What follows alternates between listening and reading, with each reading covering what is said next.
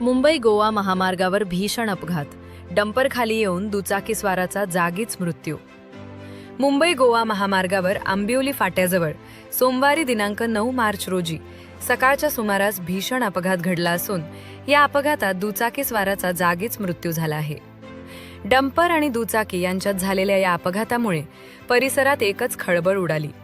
मिळालेल्या माहितीनुसार डंपर क्रमांक MH46BF 4590 आणि TVS ज्युपिटर दुचाकी क्रमांक MH06BY 7577 हे दोन्ही वाहन एकाच दिशेने मुंबई गोवा महामार्गावरून जात होते.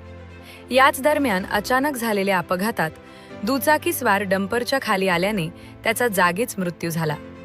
या अपघातात मृत्यू झालेल्या व्यक्तीचे नाव कृष्णा धर्मा पाटील, वय 52 वर्ष, राहणार बळवली असे समोर आले आहे. अपघाताची माहिती मिळताच अपघातग्रस्तांचे मदतीला धावून जाणारे कल्पेश ठाकूर तात्काळ घटनास्थळी पोहोचले. त्यांनी आपल्या रुग्णवाहिकेतून जखमी दुचाकीस्वाराला पेण येथील उपजिल्हा रुग्णालयात नेले. मात्र डॉक्टरांनी तपासणीअंती त्यांना मृत घोषित केले. दरम्यान हा अपघात नेमका कशामुळे झाला याचे कारण अद्याप स्पष्ट झालेले नाही.